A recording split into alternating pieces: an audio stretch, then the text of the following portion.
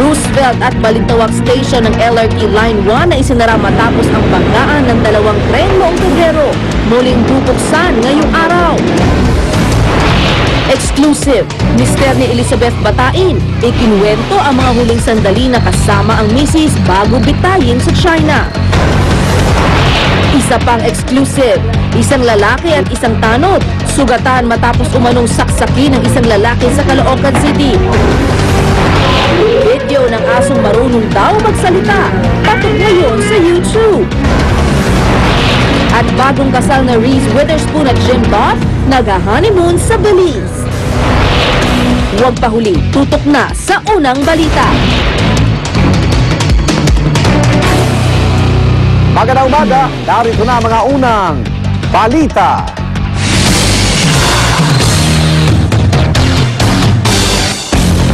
Sanhi ng pagbagsak ng aeroplano sa Camp John Hay sa Baguio City kahapon, iniimbisigahan na. 2 ang patay habang 4 ang sugatan sa insidente. Narito ang report. Agaw pansin ang makapal na usok na ito sa Camp John Hay sa Baguio bandang alas 3 ng hapon nitong linggo. Akala ng ilan, sunog ang pinagmumula ng usok. Pero nang lapitan, ito ang tubambad sa mga rumisponde.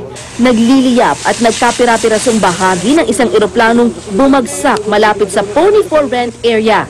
Agad na rumisponde ang ilang empleyado sa crash site. Inapula ang sunog at isinugod sa ospital ang mga sugatan. Isang host ng Pinoy MD na si Dr. Oy Balburia sa mga saksi at tumulong sa rescue sa insidente. Then they were able to get the victims kaagad. Tapos ang bilis, less than 10 minutes, natakbo na nila yung 4. There was one na naipit, 2 ata. So yung isa, yun yung na-rescue namin, pero multiple injuries din siya eh. Kritikal ang kondisyon ng babaeng na-rescue ni na Dr. Oy. Binawian din ito ng buhay sa ospital pagkalipas ng ilang oras. Isang biktima pa ang dead on arrival sa ospital. Nasa stable namang kondisyon ng pilotong si Reynaldo Garcia, gayon din ang 3 pang pasaherong sina Vanessa Capiso, Josephine Miranda at Hereneo Yabut. Iniimbestigahan na ng mga otoridad kung ano ang sanhi ng plane crash. Para sa unang balita, Lala Roque, reporting.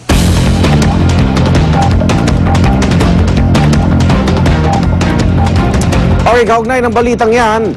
Bakasunod natin si Police Senior Inspector Ruben Porte, Commander ng Station 4 ng Baguio City Police.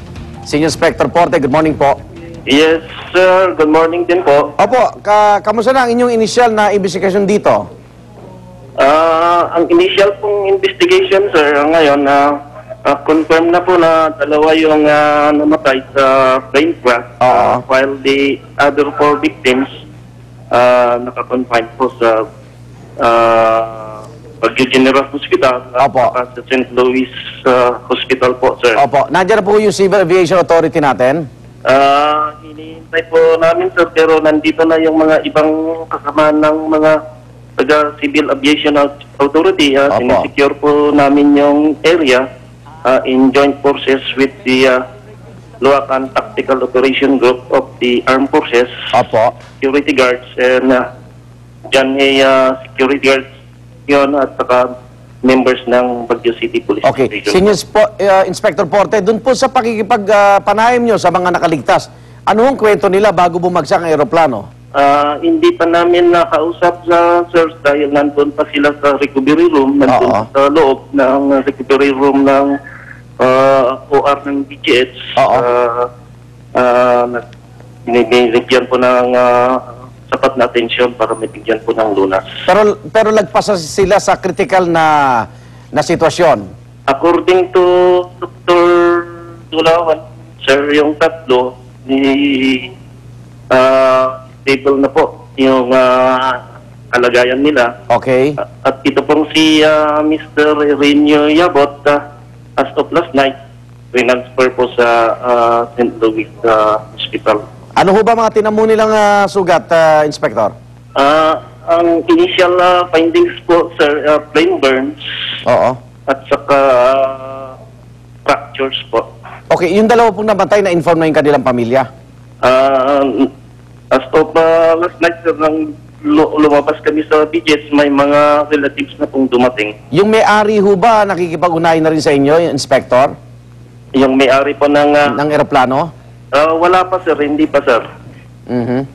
Okay, yung dalawang pagkakilanlan ng namatay, meron ho ba kayo uli, Inspector?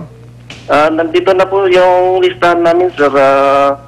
Pwede ho malaman? Yung isa pong namatay sa BGH kagabi as of 6:45 p.m. ay si Grace Alvarez. Grace Alvarez. At saka yung isa po sir, Mon Haranas. Mon Haranas. Ano to? Yes, sir. Mga pasahero po? Itong si Mon Haranas po sir ay si co-pilot. Co-pilot. Si Grace Alvarez po ay passenger po. Passenger. Yung piloto po? Yung piloto po, nandun po sa BGH, nandun po sa recovery room ng operating room, si Mr. Reynaldo Garcia po, sir. Reynaldo Garcia. Yes, sir. Yung tatlo pong survivor? Yung tatlo pong survivor, Vanessa Guerrero Cabiso, Josephine Miranda, and Ireneo Yaput. Opo. Nakapag-communicate ba sila sa tower dyan sa Baguio Airport? According to the tower ng Luacan Airport, as of yesterday, sir, narinig daw niya, Mayday, pagkatapos nun, meron ng usok na nakikita sa may park ng Janhay. Okay. Wala ho ba nakita habang nasa Impapawid po yung naturang aeroplano kung umuusok na po ito? Hindi pa namin ma-confirm, sir, dahil yung Civil Aviation Authority Group po ang magkakandak ng full investigation po, sir. Ito naman ay first time na nangyari sa loob mismo ng Camp Janhay, Inspector Porte? Yes, sir. Bumagsak po doon sa malapit sa may horseback riding area po. Oo, ay buti wala ho mga tao doon. Yes, sir. Malayo naman po sa mga tao, sir. Okay, makikipag-ugnayan po uli kami sa inyo. Maraming salamat po sa mga impormasyong ibinigay nyo sa amin, Inspector. Yes, sir. Welcome. Good morning po. Ingat po kayo Good dyan. morning din po. Police Senior Inspector Ruben Porte po ang commander ng Station 4 ng Baguio City Police. Bulkang Taal, masusi pa rin minomonitor ng PHIVOLCS matapos tumaas ang carbon dioxide level nito. Hinihikayat na rin ng mga otoridad ang mga residenteng malapit sa bulkan na voluntaryo ng lumikas. At may live report si Salima Refran. Salima? Connie, masusi pa rin minomonitor ng PHIVOLCS sa Talisay MDRRMC ang Bulkang Taal, kung saan nakataas pa rin ang alert level 2 dito. Sa pagbabantay kasi ng PHIVOLCS na nakalipas sa mga araw, nagkaroon ng increased seismic activity sa bulkan. At magdamag na nagbantay ang MDRRMC, gayon din ng PHIVOLCS. Ang kanilang misyon, masigurong nakahanda sila sa anumang sitwasyon sakaling mag-alburuto ang bulkan. So, tungkol dun sa evacuation, yung mga preparations na gagawin, and regarding, syempre, dahil ang Talisay ay nakafocus din sa tourism industry, kung anong gagawin dun sa mga sector din na maaapektuhan ng pagtataas ng alert level. Sa pagbabantay kasi ng PHIVOLCS na nakalipas sa mga araw, nagkaroon nga ng increased seismic activity sa bulkan. Tumaas din ang carbon dioxide levels at may land inflation na pamamaga ng lupa. Surface manifestation siya ng isang aktibong bulkan at yun ay may mga steam na may tubig at mga volcanic gas na pwedeng makadulot ng epekto sa kalusugan ng mga tao.